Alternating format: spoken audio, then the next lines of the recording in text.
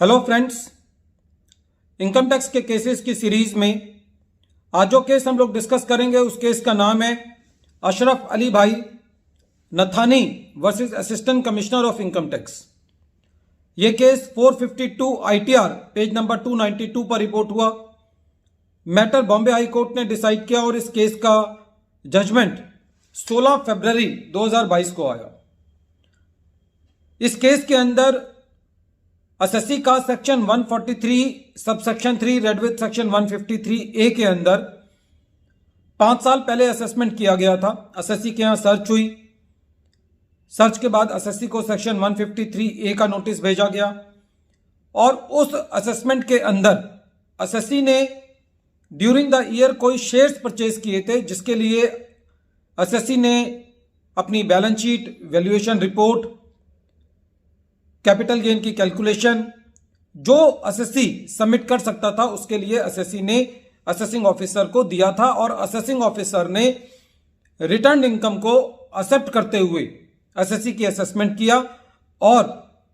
जो शेयर्स की ट्रांजैक्शन थी उसको कैपिटल गेन माना। 5 साल बाद असेसिंग ऑफिसर ने एसएससी को सेक्शन 148 का नोटिस इशू किया और रीजंस के अंदर यह कहा कि पंजाब एंड हरियाणा हाईकोर्ट का कोई जजमेंट है जिसके मुताबिक जो एसएससी का कैपिटल गेन लिया गया है वो कैपिटल गेन ना होकर के बिजनेस इनकम होना चाहिए और एसएससी ने पहले सेक्शन 54 EC की एग्जम्पशन क्लेम की थी जो कि एसएससी को नहीं मिलनी चाहिए। जब एसएससी को ये सेक्शन 148 का नोटिस इशू किया गया और एसएससी ने इस नोटिस इशू होने के बाद रीजंस मांगे और रीजंस को के बाद जब उनको ऑब्जेक्ट किया और जब डिपार्टमेंट ने उन ऑब्जेक्शंस को डिस्पोज ऑफ किया नेगेटिव वे में कि नहीं, डिपार्टमेंट ने ये डिसाइड किया है कि वो असेसमेंट करेगा, तो एसएससी उस नोटिस के अगेंस्ट जब बॉम्बे हाई कोर्ट में रिट में गया तो बॉम्बे हाई कोर्ट का यह कहना था कि जो ओरिजिनल असेसमेंट हुई है एसएससी की जिम्मेवारी ओरिजिनल असेसमेंट में प्राइमरी फैक्ट्स दाखिल करने की है। जब एसएससी ने एक बार प्राइमरी फैक्ट्स जमा कर दिए असेसिंग ऑफिसर को तो और इससे ज्यादा एसएससी को कोई और कुछ करने की जरूरत नहीं है। ये एसएससी की जिम्मेदारी नहीं है कि वो असेसिंग ऑफिसर को यह बताए कि आपको इन फैक्ट्स के बेसिस पर या लॉ का क्या इन्फ्रेंस लेना है। ये कंप्लीटली एक असेसिंग ऑफिसर का प्रेरोगेटिव है कि जब एसएससी ने प्राइमरी अपनी सारी इंफॉर्मेशन, सारे डॉक्यूमेंट सबमिट कर दिए तो उसके बाद जो असेसिंग ऑफिसर है उसको अपना विवेक इस्तेमाल करते हुए उस इंफॉर्मेशन के बेसिस पर डिसीजन लेना है। ये एसएससी उसको ये बताने नहीं जाएगा कि आप मेरी इनकम किस तरीके से कैलकुलेट करें।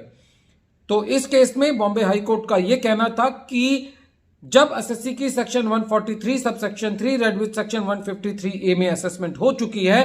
और सेम फैक्ट्स पर आप उसका केस दोबारा रीओपन करते हो तो ये रीअसेसमेंट का मैटर नहीं है, ये चेंज ऑफ ओपिनियन का मैटर है। फ्रेंड्स, बहुत सारे बॉम्बे हाई कोर्ट के जजमेंट्स खाली इस मुद्दे पर आए जब एसएससी का सेक्शन 143 सबसेक्शन 3 के अंदर असेसमेंट हो चुका है और बाद में उसको सेक्शन 148 का नोटिस भेजा गया 4 साल के बाद, तो ऐसे केस के अंदर सेक्शन 147 का प्रोविजो एप्लीकेबल होता है और ऐसी परिस्थिति के अंदर जब असेसिंग ऑफिसर नोटिस इशू करता है तो उसको नोटिस इशू करने के जो रीजंस हैं उसके अंदर यह बताना होता है कि एसएससी ने कौन सी ऐसी बात ओरिजिनल असेसमेंट में छुपाई जिसकी वजह से एसएससी की इनकम एस्केप हो गई, या जो इंफॉर्मेशन एसएससी से ने नहीं दी ओरिजिनल असेसमेंट के दौरान उस इंफॉर्मेशन के ना देने से किस तरीके से असेसिंग ऑफिसर एग्जैक्ट टैक्स उस टाइम कैलकुलेट नहीं कर पाया। बहुत सारे डिसीजंस का ये निष्कर्ष है कि बॉम्बे हाई कोर्ट इस बात पे बहुत स्ट्रिक्ट है कि जहां पे ओरिजिनल असेसमेंट हो चुकी है और दोबारे एसएससी को नोटिस भेजा जाता है और नोटिस के अंदर यह भी नहीं लिखा रहता कि एसएससी ने कौन सी इंफॉर्मेशन ऐसी हाइड की है, कौन सी इंफॉर्मेशन ऐसी नहीं दिखाई है जिसकी वजह से इनकम एस्केप हुई है, तो उन सब केसेस के अंदर नोटिस को क्वैश किया जाना चाहिए। वीडियो के अंत में एक बार फिर मैं केस का नाम रिपीट कर रहा हूं। केस का नाम है Ashraf Ali Bhai Nathani versus assistant commissioner of income tax, और ये केस